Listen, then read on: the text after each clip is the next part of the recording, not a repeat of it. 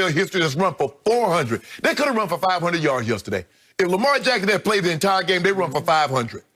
And that defense is starting to find their rhythm. Now, I'm not going to take too much into Cincinnati because Cincinnati, they spent all their ammunition on Pittsburgh. They were done. Yep. After they beat Pittsburgh, Skip, they were spent. Yep. But the Ravens look good. Lamar is Skip, I mean, as bad as Lamar had a little streak there, but he ended up throwing for 26 touchdowns with 9 picks. And he went over 1,000 yards rushing it again, the only quarterback in NFL history to have 2 1,000-yard rush seasons. So he's starting to get back to being Lamar Jackson. And, Skip, the Titans' defense, they're terrible. Skip, I didn't realize they were that bad. I knew they were bad, Skip, because, you know, they gave a boatload of money to Jadeveon Clowney. They signed Vic Beasley. He had a cup of coffee and read a comic book, and they got him up out of there. Yep. The Titans' defense has given up 38 points in 3 of the last 5 games. They just gave up 230 to the Packers. The Packers can run the football, but they can't run it like Baltimore. And Lamar Jackson's legs. I'm taking the Ravens, Skip. This is a dangerous football team. You say you want to be streaking. You want to be peaking at the right time. They're peaking at the right time. Tennessee's going to have their hands full, but the Ravens going to have their hands full because King Henry, you saw what he did yesterday, Skip. I said, I don't know if he can get to 223. He said, man, watch me. I'm going to go get 253. Yep. He was sensational, but I'm taking the Ravens. I picked the Ravens before we started all this. And by the way, just a quick aside before I forget, I want to congratulate the commissioner of the National Football League. They just got through 256 regular season games in the middle of a pandemic without a bubble. Yep. And they played all 256. Congratulations. Yep. Now, let's hope they can get through the rest. Okay. Yeah, they'll really need to hunker down because, Skip, you can't be moving. Regular season games, you can play them on the Thursday and everything. But I agree. Playoffs now. Back to Lamar.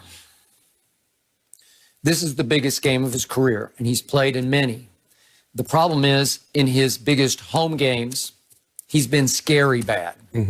Like inexplicably bad, un-Lamar bad, right. Un-MVP bad in home games, both the two playoff games, including the one last year to Tennessee, when they effectively took 3 weeks off because they had the bye, and they ran into the buzzsaw that was the Titans at that point on a Saturday evening at home, and they just didn't look ready to play. They didn't. And they fell so far behind. Lamar ended up putting big numbers up. Historic numbers up. Big numbers. But it didn't matter because they got so far behind so quickly, and it was on him because of the turnovers. Correct. 3 early turnovers. Yes. Okay, so now you get a shot at revenge. You're not going back to the scene of the crime because it's not in your place, it's at their place. I actually like Baltimore more on the road than at home, and I can't explain why. They just haven't played well at home. Right. Does it matter? There's no crowd or little to speak of. I don't know, maybe. But I also believe they're going to win this game. I picked them to win the Super Bowl. And for a long time, remember, they got hit hard by COVID. They did. Hard. And it took the life out of them. It took the heart out of them. Lamar missed 2 games, right? Yeah. Okay. And they had so many practices canceled and so many shutdowns of the facilities. Moved the games. Yeah, moving games to odd nights.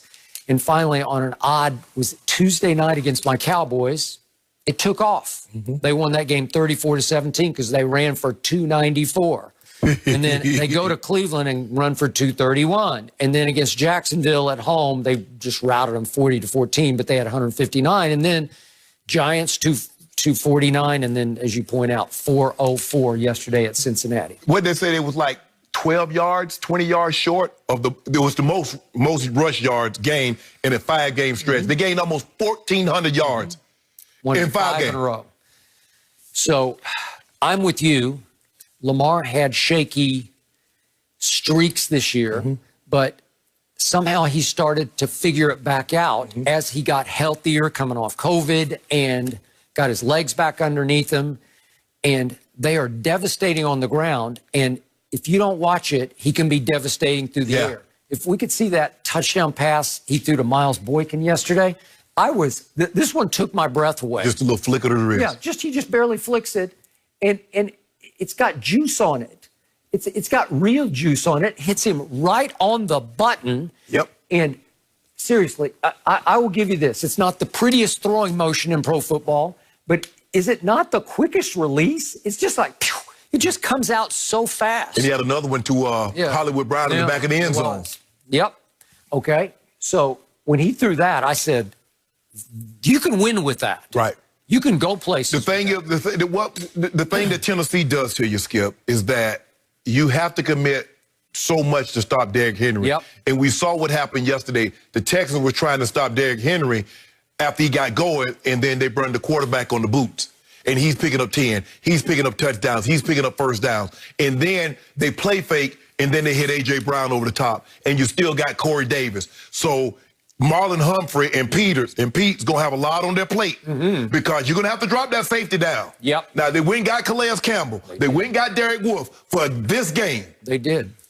There's no love lost between Tennessee and Baltimore. This goes back to 2000, Skip, to Brian Billick and Jeff Fisher and Ray and Eddie George. And all. There's no love lost. You were there? But you go get those two guys for this game. Derek Wolfe and Calais Campbell, this is why you're here, to stop Derrick Henry. It's funny, you played in that game that will be a mirror of this game. Yep. It will be physical. Yep. It will be, I remember coming down the elevator, I was staying at your hotel, didn't really know you at that point, knew your big brother really well.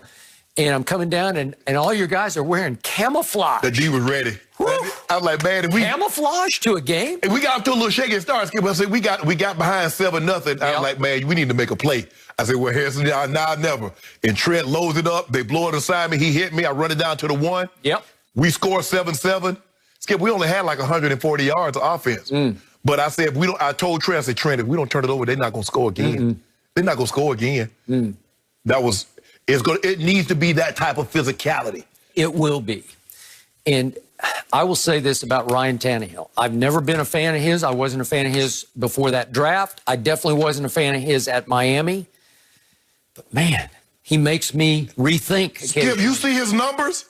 His numbers is off the charts. And what he did yesterday, I didn't get to watch much of this, but I saw the end of it, the game at Houston. You can't throw it any better than what he threw at A.J. Brown. How do you get anybody open? The safety bit on the underneath, and all of a sudden he's single, and you just hit him right over the top in his hands. I think Greg Williams called that defense.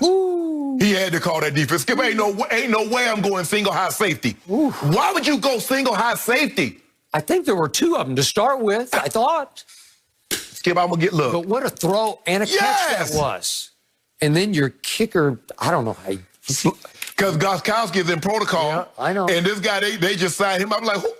I thought Gostkowski was going, like, who is this? Well, they're lucky it wasn't Gostkowski because he just lost it this year. And this dude, Skip, he like to lost it. Yeah. Because he hit the